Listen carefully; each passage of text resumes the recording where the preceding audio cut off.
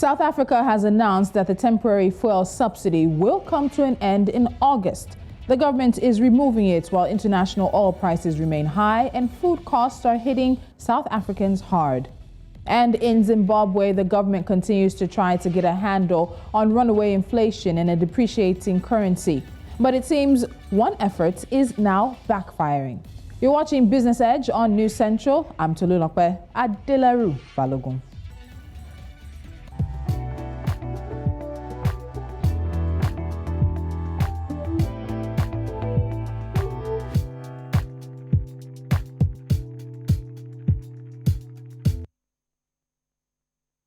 Mohamed Barkindo, the Secretary General of the Organization of the Petroleum Exporting Countries, OPEC, has passed away. His death was announced by the head of the Nigerian National Petroleum Corporation.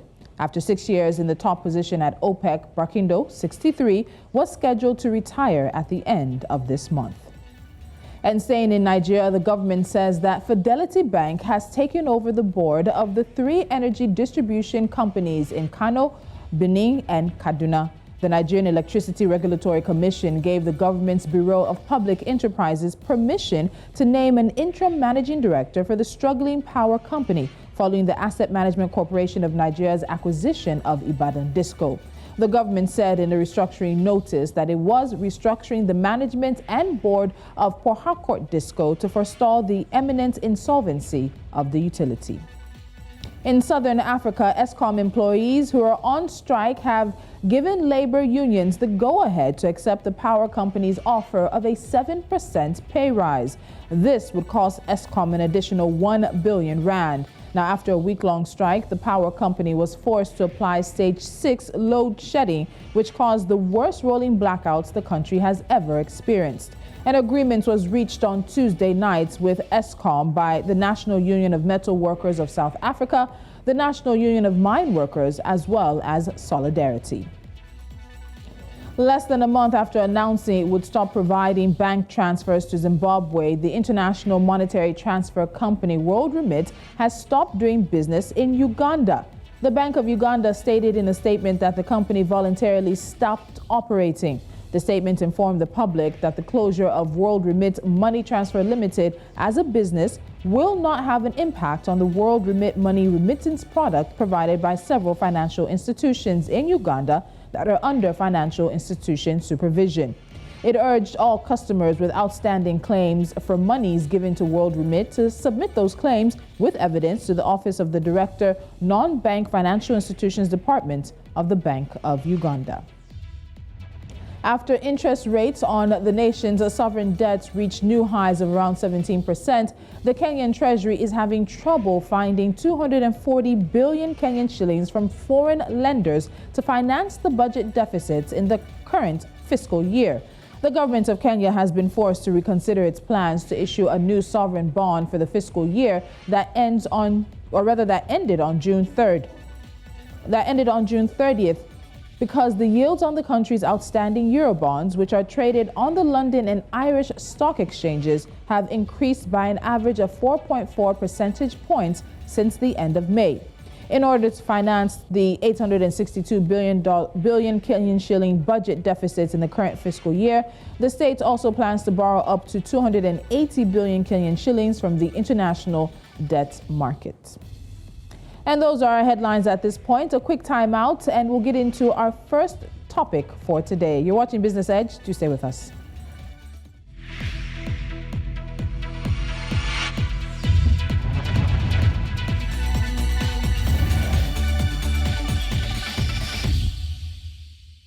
The South African government announced a 10.6% hike in petrol prices, setting a new record in the process, and stated that it will cease a temporary cut in the fuel levy the next month. South Africa's Department of Mineral Resources and Energy said that the 1 rand 50 cents reduction in the general fuel levy that went into effect in April will be reduced to 75 cents starting on July 6th and eliminated fully starting August the 3rd.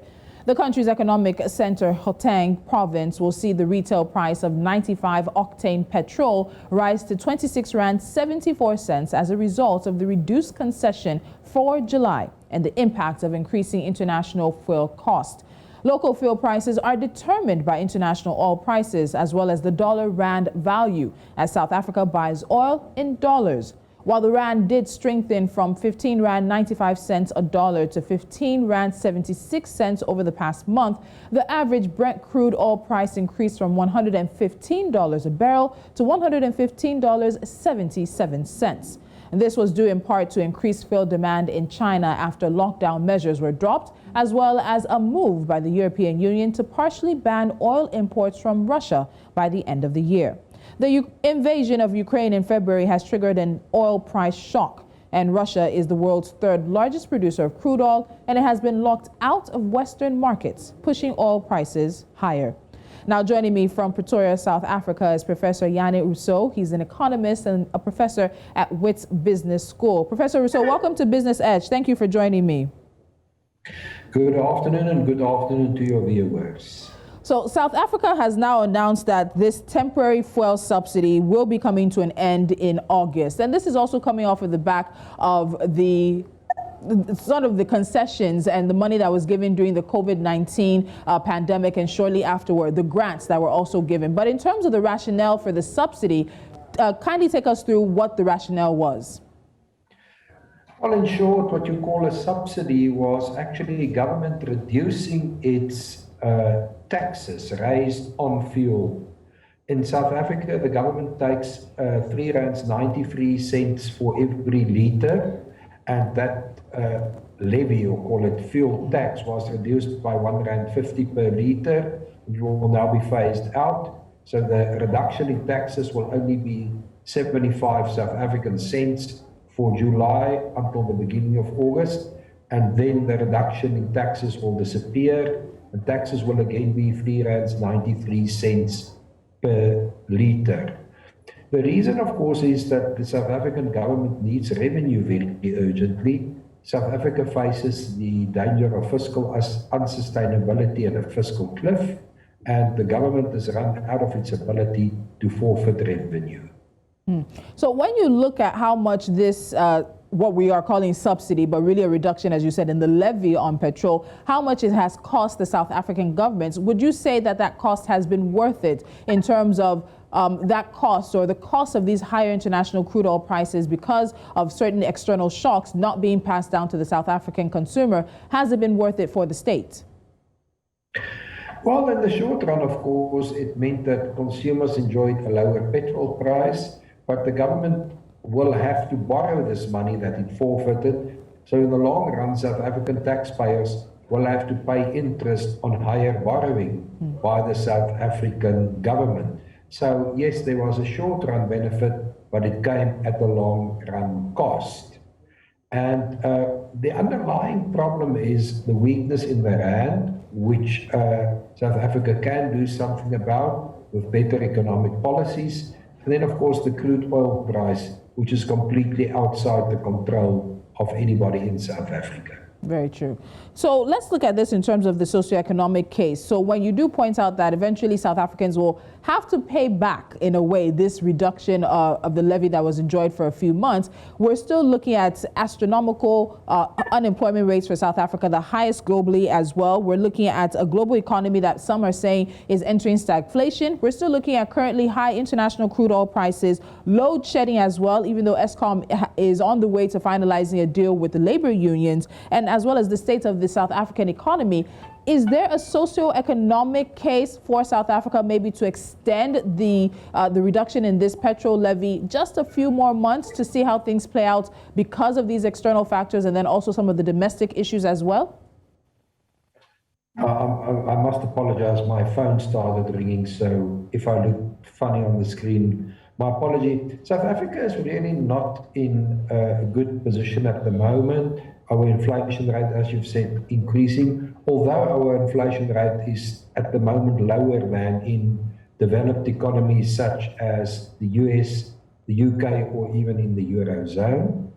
But the South African government will have to restructure the way in which it interacts with the South African economy in order to get higher economic growth in South Africa, to make inroads into the unemployment problem.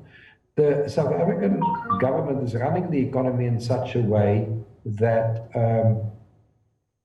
businesses are hesitant to invest, and therefore production is suffering. And we, of course, all understand that investment will not really take place during Eskom load shedding, because at the minimum, businesses need uninterrupted electricity supply. So the first order of business that this government must really urgently fix is Eskom. We've had load shedding in South Africa now for 15 years, since 2007. After 15 years, you can no longer argue temporary crises. This is a fundamental structural crisis that the government has not come to grips with.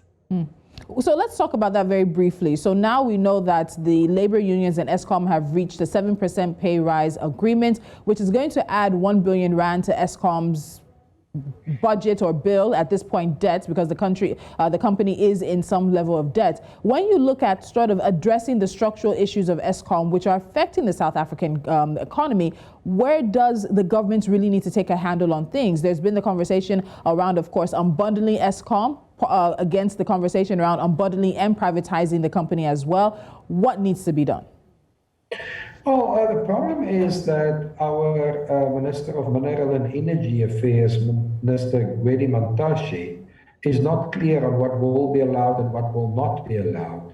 And the way forward for South Africa is to allow private generation of renewable energy. Mr. Mantashe seems to be more interested in coal generation, and he also seems very keen on getting car power ships in South Africa for generation, which makes ordinary South Africans very suspicious about possibilities of corruption, because as you know, we've had a lot of corruption in the South African government. We've had a big state capture problem. So what we need is a rethink on the side of the government in allowing much bigger private generation of renewable energy. That is the way forward for South Africa to overcome its electricity supply problems. And it seems to me that Mr. Mantashe is not keen to allow that because he has other ideas. So let's come back to the fuel prices now. So the reduction is, the levy will now be just 75 cents for July, and then it will be completely removed starting in August. And the increase will place some further pressure on household finances and inflation, which we already see is at the top band of the Reserve Bank of South Africa's target band for the first time in 5 years in May. And fuel has a weighting of about 5% in the consumer price basket for South Africa. So what do you think the economy can expect? What can South Africans expect when this subsidy is fully removed in August, and even now when it's just at that 75 cents, I beg your pardon? Yeah, when the 75 cents a litre, South African cents, when that is put back in the oil price in August, and in the petrol price in August, fuel prices will have to increase accordingly, except if we see some appreciation in the rand on the one hand, or a lower international oil price on the other hand. However, it is very disconcerting that inflation in South Africa is accelerating, also as a result of higher fuel prices. And the implication, therefore, is that the Reserve Bank will have to tighten monetary policy, because South Africa follows inflation targeting monetary policy approach, in terms of which the inflation rate must be between 3 and 6% per annum. So with inflation outside of the target range, we expect stricter monetary policy. All right, Professor, so we're going to take a break now. When we come back, we'll look at some of the issues also around deregulation, which this conversation and the removal of the subsidy has also brought about in recent times. And it's not just the fuel prices that will also be rising. Diesel prices will be up as well. And the agricultural sector of South Africa's economy will take a hit for that. We'll look into that after this break.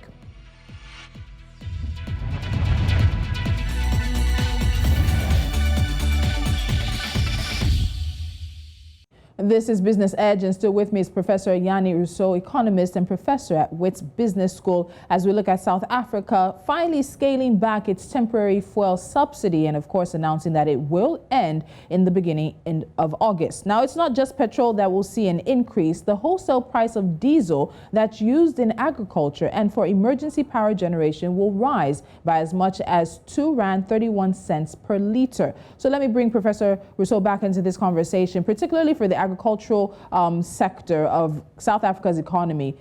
Some will say it's just a R2.31 increase, but it does have its own consequences. For the agricultural sector, what do you think those consequences will be? Well, indeed, it will have consequences for the agricultural sector. I should hasten to add that in South Africa, the petrol price is regulated at a retail level. The diesel price is regulated at wholesale level. Be that as it may, the agricultural sector, but not only the agricultural sector, also the transport sector, the logistics industry in South Africa, those industries are major consumers of diesel. So inevitably, it results in an increase in their cost structure.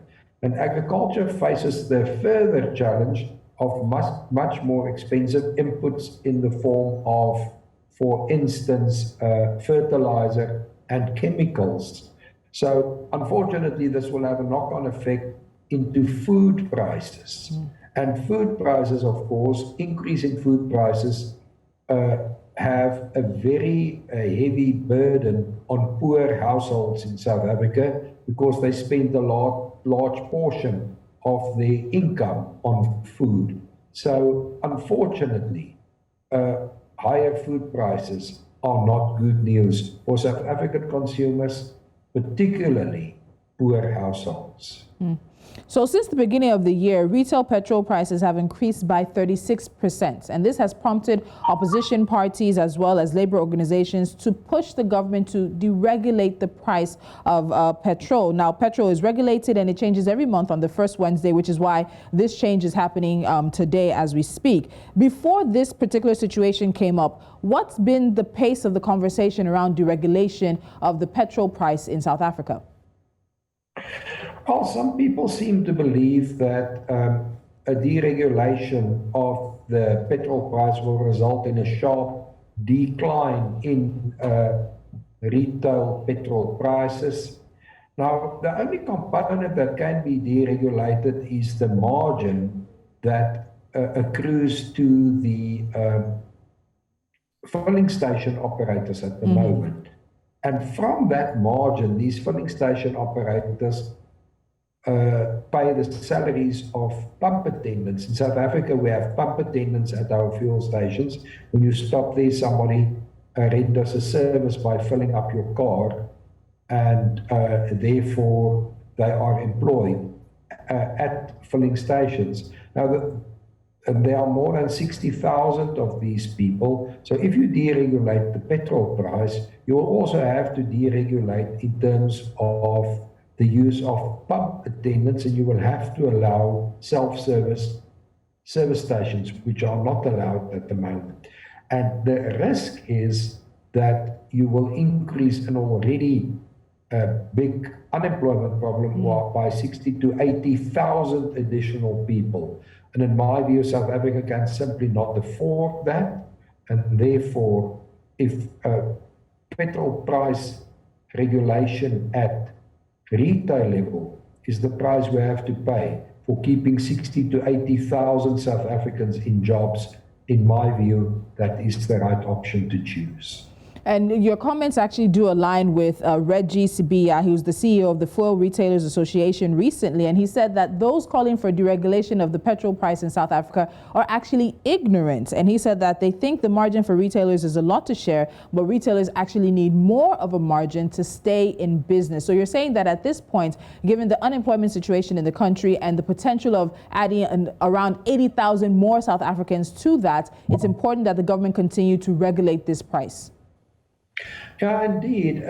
We have a strange situation in South Africa. It seems to me that the financial services industry is the only industry that gains from increases in fuel prices. When customers pay for fuel with a credit card, the financial services industry get about 1.7% of the cost of the transaction for a credit card transaction. So their margin is at the moment about 42 or 45 cents a liter. And each time the petrol price goes up, that margin increases. So in my view, the place where we can look for a smaller margin in the whole fuel price structure is for the financial services industry on credit card transactions. Do you think there's a potential for government to walk back on this decision? Let's say for some reason the situation with Russia and Ukraine even gets much worse and crude oil prices continue to rise on the international market, and it just isn't feasible for South Africans or even Africans across the continent to pay the prices they're paying now. Do you think there is potential for the government to walk back from this and possibly extend the temporary subsidy just a few more months to see what happens with the external situation of things? Yeah, of course, the government can do that. The government can do it for many reasons. And mostly governments take these types of decisions to ensure their own popularity with voters.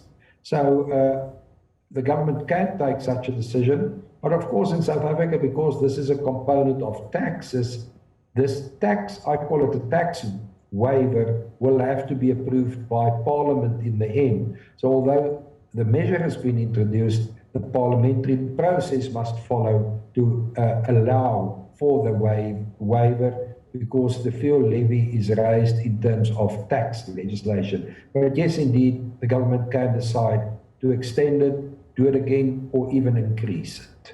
All right, finally, Professor Rousseau, let's sort of work around this question. So when we see South African labor unions often negotiate the cost of living, the fuel price comes into some of those negotiations. We've seen Eskom now reach an agreement, but we know that industrial action happens quite often in South Africa, as it may be. Do you think this fuel cost going up could eventually end up as one of the table conversations to be had in any negotiation of a strike or industrial action that comes in the coming months? Yeah, it will inevitably end up in discussions, but one should be careful not to use both the fuel price and the inflation rate in your arguments, because the fuel price is already included in the calculation of the inflation rate. So any increases in the fuel price already included in increases in the rate of inflation. So you can use either the fuel price or increases in the rate of inflation, but it would be double counting to try and use both of them in wage negotiations. All right, Professor Yanni Rousseau, we'll keep the conversation here for now. It is starting, and we know that many people are not looking forward to it, but there is still a bit of leeway until August when the full subsidy or the levy is fully brought back into place, and we'll see how those things play out. Thank you so much for joining me. Thank you. All right. And there are calls for a strike or at least some kind of protest for South Africans to come on the streets and let the government know that they want this levy to remain subsidized or at least remain wavered for the next few months, given the international situation as well as the domestic economic situation. Will that go into effect? Will it continue? Will there be protests in this? And let's not forget that Eskom also says that it's going to take a few more weeks to move back from stage 6 load shedding. So right now, the South African economy is feeling all different kinds of shocks. You're watching Business Edge. We have international business news coming up, and we also will be touching base with Zimbabwe, a conversation we've been following very closely as the country tries to pull back from the brink of record high inflation yet again. Stay with us.